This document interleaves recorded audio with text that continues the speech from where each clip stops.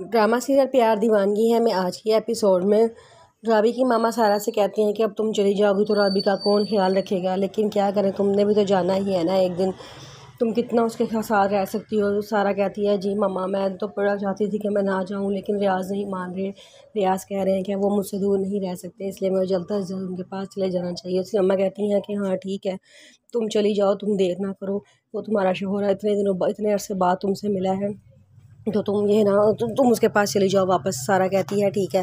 फिर दाऊद आता है, दाऊद कहता है कि हाँ जी कब आप जाने का प्लान है। तो सारा कहती है कि रियाज ने कहा है कि आप पासपोर्ट बनवा लो, तो मुझे पासपोर्ट बनाने के लिए आपके साथ ही जाना पड़ेगा ना, तो आप कब फारिग हो। दाऊद कहता है कि जब आप कहें मैं तब चला जाऊँगा।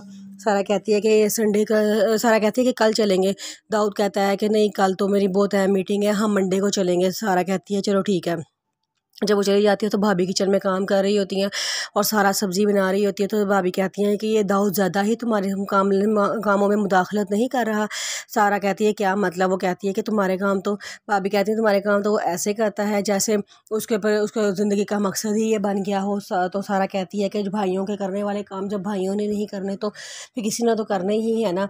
फरवा कहती है तुम्हारा क्या ख्याल है, तुम्हारा भाई तुम्हारे काम नहीं करता। सारा कहती है मेरा ये मतलब नहीं है कहने का, आप बात तो गलत साइड पे लेके जा रही हैं। वैसे भी जब से आपको रियाज के ज़िंदा होने का पता चला है, हाँ तब से ही आपका मूड ऑफ है, और मैं और दाऊद आपकी आंखों में खटकना शुरू हो गए हैं। फरा ये कह के वो गुस्से में वहाँ से चली जाती है। तो उसके फरवा अपनी सास से कहती है कि अभी तो ये शोहर के पास गई नहीं है, तो अभी से ही हवाओं में उड़ना शुरू हो गई है, इसे कहें अपनी ज़ुबान संभाल के मेरे से बात किया करे। उसकी सास कहती है बेटे क्या हो गया, उसने अभी इतनी कोई गलत बात भी नहीं की। जिस पर वो कहती है कि गलत उसका बात करने का अंदाज़ देखा था आपने, अभी से वो हवाओं में उड़ रही है। जो लोग ज़्यादा आसमानों पे उड़ते हैं ना, वो ज़मीन पे पटक के गिरते हैं। उसकी मामा कहती हैं अभी तक तो वो बाहर गई भी नहीं है, तो तुम पहले ही उसके पटाखे गिरने की बातें कर रही हो। फरवा कहती है मैं बस ये कहना चाह रही हूँ कि उसे कहीं वो ज़्यादा हवाओं में मत उड़े।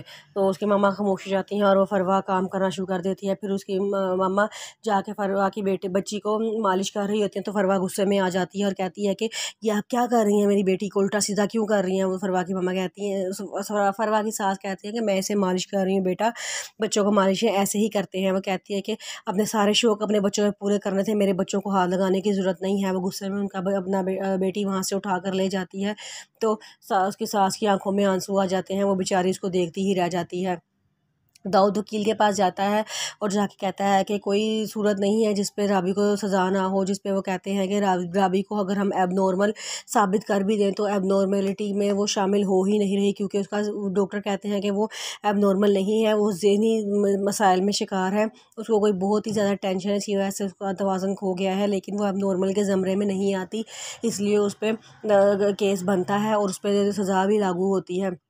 दाऊद कहता है कि उसने वो तो सब कुछ भूल चुकी है, सब कुछ मानने को तैयार नहीं है, लेकिन वकील साहब कहता है कि इस कंडीशन में भी वो उसको ये बात याद है कि उसी ने ही अपने शोहर का कत्ल किया है, तो इसलिए हमारा केस बहुत मुश्किल हो गया है। दाऊद कहता है कोई सूरत देखें, आप इतने बड़े पढ़े लिखे डॉक्टर हैं, आप ही कोई हल निकाल कर देखें, शायद कोई हल समझ आ जाए और राबी को सज़ा होने से बच जाए।